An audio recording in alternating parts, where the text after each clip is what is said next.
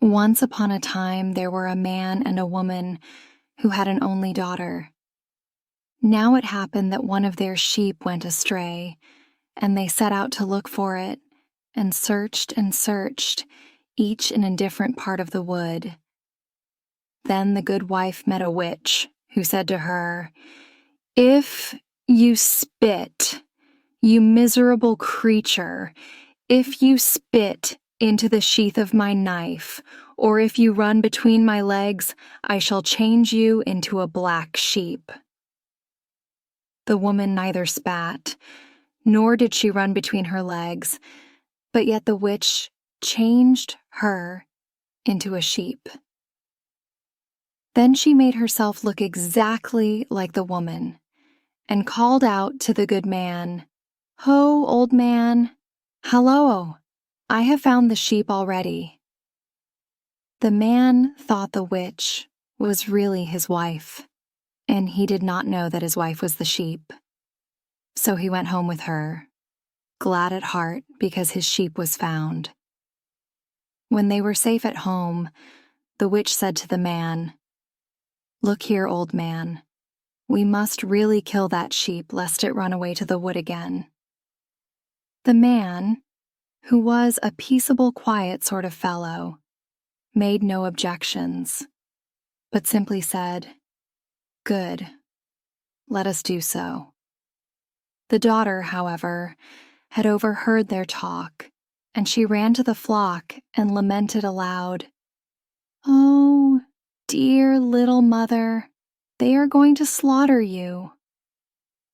"Well then, if they do slaughter me," was the black sheep's answer, "eat you neither the meat nor the broth that is made of me, but gather all my bones and bury them by the edge of the field." Shortly after this, they took the black sheep from the flock and slaughtered it.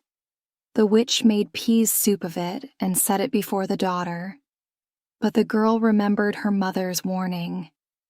She did not touch the soup, but she carried the bones to the edge of the field and buried them there.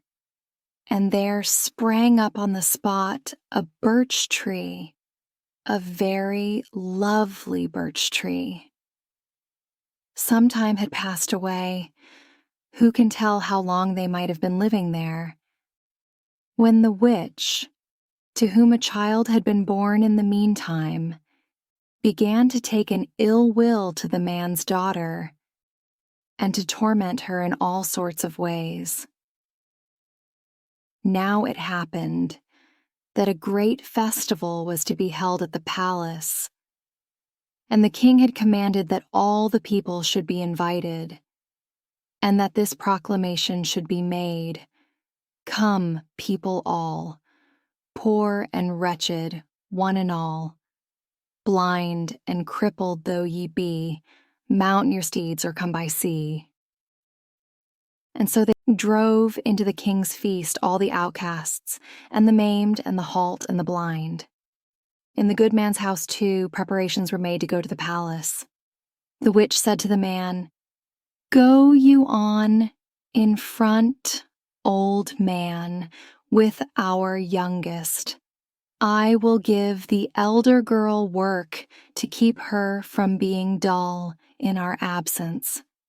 So the man took the child and set out. But the witch kindled a fire on the hearth, threw a pot full of barley corns among the cinders, and said to the girl, "If you have not picked the barley out of the ashes and put it all back in the pot before nightfall, I shall eat you up." Then she hastened after the others, and the poor girl stayed at home and wept.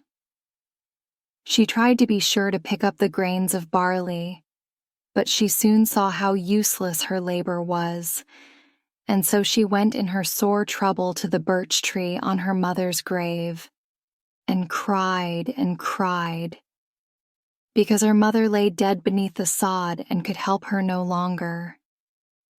In the midst of her grief, she suddenly heard her mother's voice speak from the grave and say to her, Why do you weep, little daughter? The witch has scattered barley corns on the hearth and bid me pick them out of the ashes, said the girl. That is why I weep, dear little mother. Do not weep, said her mother consolingly. Break off one of my branches and strike the hearth with it crosswise, and all will be put right. The girl did so. She struck the hearth with the birchen branch, and lo, the barley corns flew into the pot, and the hearth was clean. Then she went back to the birch tree and laid the branch upon the grave. Then her mother bade her bathe on one side of the stem, dry herself on another, and dress on the third. When the girl had done all that, she had grown so lovely that no one on earth could rival her. Splendid clothing was given to her, and a horse with hair partly of gold, partly of silver, and partly of something more precious still. The girl sprang into the saddle and rode as swift as an arrow to the palace. As she turned into the courtyard of the castle, the king's son came out to meet her, tied her steed to a pillar, and led her in. He never left her side as they passed through the castle rooms, and all the people gazed at her and wondered who the lovely maiden was and from what castle she came. But no one knew her. No one knew anything about her. At the banquet, the prince invited her to sit next him in the place of honor, but the witch's daughter gnawed the bones under the table. The prince did not see her, and thinking it was a dog, he gave her such a push with his foot that her arm was broken. Are you not sorry for the witch's daughter? It was not her fault that her mother was a witch. Towards evening, the good man's daughter thought it was time to go home. But as she went, her ring caught on the latch of the door, for the king's son had had it smeared with tar. She did not take time to pull it off, but hastily unfastening her horse from the pillar, she rode away beyond the castle walls as swift as an arrow. Arrived at home, she took off her clothes by the birch tree, left her horse standing there, and hastened to her place, behind the stove. In a short time, the man and the woman came home again, too, and the witch said to the girl, "Ah, you poor thing, there you are to be sure. You don't know what fine times we have had at the palace. The king's son carried my daughter about, but the poor thing fell and broke her arm." The girl knew well how matters really stood, but she pretended to know nothing about it and sat dumb behind the stove. The next day they were invited again to the king's banquet. "Hey, old man," said the witch, "get on your clothes as quick as you can. We are bidden to the feast. Take you the child. I will give the other one work, lest she weary." She kindled the fire, threw a pot full of hemp seed among the ashes, and said to the girl, "If you do not get this sorted and all the seed back into the pot, I shall kill you." The girl wept bitterly. Then she went to the birch tree, washed herself on one side of it, and dried herself on the other. And this time still finer clothes were given to her, and a very beautiful steed. She broke off a branch of the birch tree, struck the hearth with it so that the seeds flew into the pot, and then hastened to the castle. Again the king's son came out to meet her, tied her horse to a pillar, and led her into the banqueting hall. At the feast, the girl sat next him in the place of honor, as she had done the day before. But the witch's daughter gnawed bones under the table, and the prince gave her a push by mistake, which broke her leg. He had never noticed her crawling about among the people's feet. She was very unlucky. The good man's daughter hastened home again betimes, but the king's son had smeared the doorposts with tar, and the girl's golden circlet stuck to it. She had not time to look for it, but sprang to the saddle and rode like an arrow to the birch tree. There she left her horse and her fine clothes, and said to her mother, "I have lost my circlet at the castle. The doorpost was tarred and it stuck fast." "And even had you lost 2 of them," answered her mother, "I would give you finer ones." Then the girl hastened home, and when her father came home from the feast with the witch, she was in her usual place behind the stove. Then the witch said to her, "You poor thing, what is there to see here? Compared with what we have seen at the palace, the king's son carried my daughter from one room to another. He let her fall, 'tis true, and my child's foot was broken." The man's daughter held her peace all the time and busied herself about the hearth. The night passed, and when the day began to dawn, the witch awakened her husband, crying, "Hi, get up, old man. We are bidden to the royal banquet." So the old man got up. Then the witch gave him the child, saying, "Take you the little one. I will give the other girl work to do, else she will weary at home alone." She did as usual. This time it was a dish of milk she poured upon the ashes, saying, "If you do not get all the milk into the dish again before I come home, you will suffer for it." How frightened the girl was this time. She ran to the birch tree, and by its magic power her task was accomplished, and then she rode away to the palace as before. When she got to the courtyard, she found the prince waiting for her. He led her into the hall, where she was highly honored, but the witch's daughter sucked the bones under the table, and crouching at the people's feet, she got an eye knocked out. Poor thing. Now no one knew any more than before about the good man's daughter. No one knew whence she came. But the prince had had the threshold smeared with tar, and as she fled, her gold slippers stuck to it. She reached the birch tree, and laying aside her finery, she said, "Alas, I dear little mother, I have lost my gold slippers." "Let them be," was her mother's reply. "If you need them, I shall give you finer ones." Scarcely was she in her usual place behind the stove when her father came home with the witch. Immediately the witch began to mock her, saying, "Ah, you poor thing, there is nothing for you to see here. And what great things we have seen at the palace. My little girl was carried about again, but had the ill luck to fall and get her eye knocked out. You stupid thing, you.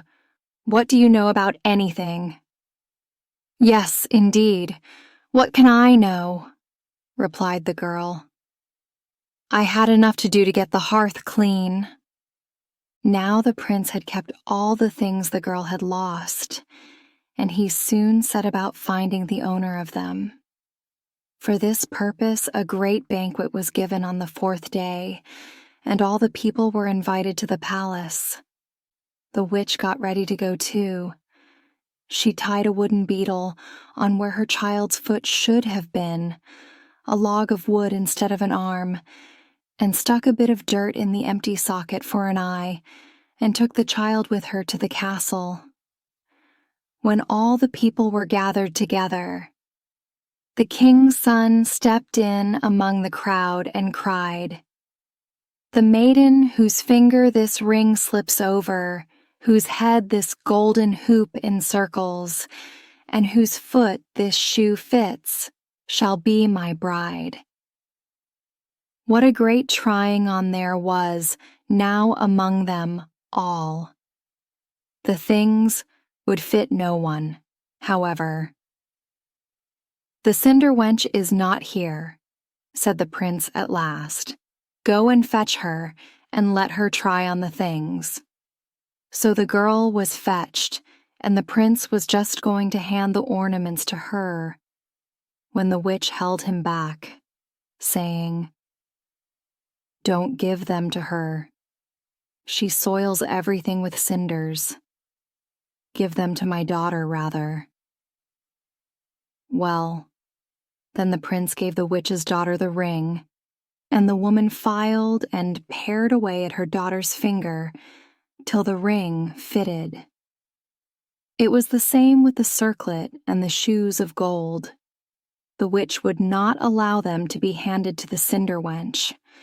She worked at her own daughter's head and feet till she got the things forced on. What was to be done now? The prince had to take the witch's daughter for his bride whether he would or no. He sneaked away to her father's house with her, however, for he was ashamed to hold the wedding festivities at the palace with so strange a bride. Some days passed, and at last he had to take his bride home to the palace, and he got ready to do so. Just as they were taking leave, the kitchen wench sprang down from her place by the stove, on the pretext of fetching something from the cowhouse, and in going by she whispered in the prince's ear as he stood in the yard, "Alas, dear prince, do not rob me of my silver and my gold." Thereupon, the king's son recognized the cinder wench, so he took both the girls with him and set out. After they had gone some little way, they came to the bank of a river, and the prince threw the witch's daughter across to serve as a bridge, and so got over with the cinder wench. There lay the witch's daughter then, like a bridge over the river, and could not stir, though her heart was consumed with grief. No help was near, so she cried at last in her anguish, "May there grow a golden hemlock out of my body. Perhaps my mother will know me by that token." Scarcely had she spoken when a golden hemlock sprang up from her and stood upon the bridge. Now, as soon as the prince had got rid of the witch's daughter, he greeted the cinder wench as his bride, and they wandered together to the birch tree which grew upon the mother's grave. There they received all sorts of treasures and riches, 3 sacks full of gold and as much silver, and a splendid steed, which bore them home to the palace. There they lived a long time together, and the young wife bore a son to the prince. Immediately word was brought to the witch that her daughter had borne a son, for they all believed the young king's wife to be the witch's daughter. So, said the witch to herself, I had better away with my gift for the infant then. And so saying, she set out. Thus it happened that she came to the bank of the river, and there she saw the beautiful golden hemlock growing in the middle of the bridge. And when she began to cut it down to take to her grandchild, she heard a voice moaning, "Alas, dear mother, do not cut me so." "Are you here?" demanded the witch. "Indeed I am, dear little mother," answered the daughter, They threw me across the river to make a bridge of me. In a moment, the witch had the bridge shivered to atoms, and then she hastened away to the palace. Stepping up to the young queen's bed, she began to try her magic arts upon her, saying, "Spit, you wretch, on the blade of my knife. Bewitch my knife's blade for me, and I shall change you into a reindeer of the forest." "Are you there again to bring trouble upon me?" said the young woman. She neither spat nor did anything else, but still the witch changed her into a reindeer and smuggled her own daughter into her place as the prince's wife. But now the child grew restless and cried, because it missed its mother's care. They took it to the court and tried to pacify it in every conceivable way, but its crying never ceased. "What makes the child so restless?" asked the prince, and he went to a wise widow woman to ask her advice. "Aye, your own wife is not at home," said the widow woman. "She is living like a reindeer in the wood. You have the witch's daughter for a wife now, and the witch herself for a mother-in-law. Is there any way of getting my own wife back from the wood again?" asked the prince. "Give me the child," answered the widow woman. "I'll take it with me tomorrow when I go to drive the cows to the wood. I'll make a rustling among the birch leaves and a trembling among the aspens. Perhaps the boy will grow quiet when he hears it." "Yes, take the child away. Take it to the wood with you to quiet it," said the prince, and led the widow woman into the castle. "How now? You are going to send the child away to the wood?" said the witch in a suspicious tone, and tried to interfere. But the king's son stood firm by what he had commanded and said, "Carry the child about the wood. Perhaps that will pacify it." So the widow woman took the child to the wood. She came to the edge of a marsh, and seeing a herd of reindeer there, she began all at once to sing, "Little Bright Eyes, little Redskin, come nurse the child you bore. That bloodthirsty monster, that man-eater grim shall nurse him, shall tend him no more. They may threaten and force as they will. He turns from her, shrinks from her still." And immediately the reindeer drew near and nursed and tended the child the whole day long. But at nightfall it had to follow the herd, and said to the widow woman, "Bring me the child tomorrow, and again the following day. After that I must wander with the herd far away to other lands." The following morning, the widow woman went back to the castle to fetch the child. The witch interfered, of course. But the prince said, "Take it and carry it about in the open air. The boy is quieter at night, to be sure, when he has been in the wood all day." So the widow took the child in her arms and carried it to the marsh in the forest. There she sang as on the preceding day, "Little Bright Eyes, little Redskin, come nurse the child you bore.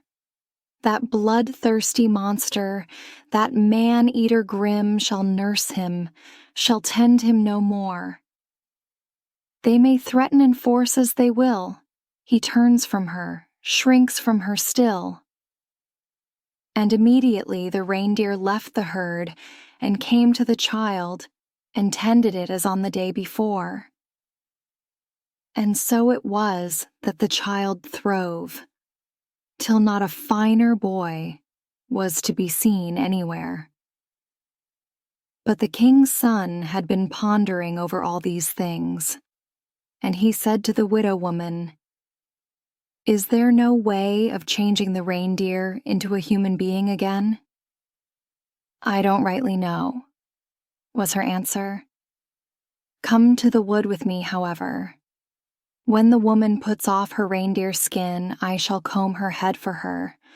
Whilst I am doing so, you must burn the skin." Thereupon they both went to the wood with the child. Scarcely were they there when the reindeer appeared and nursed the child as before.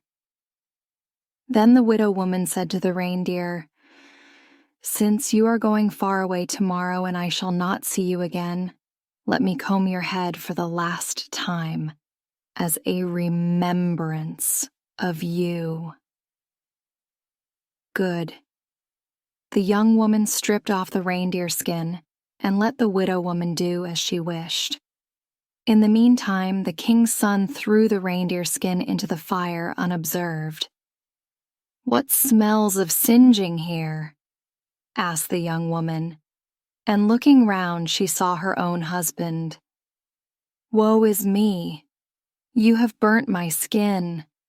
Why did you do that?" "To give you back your human form again."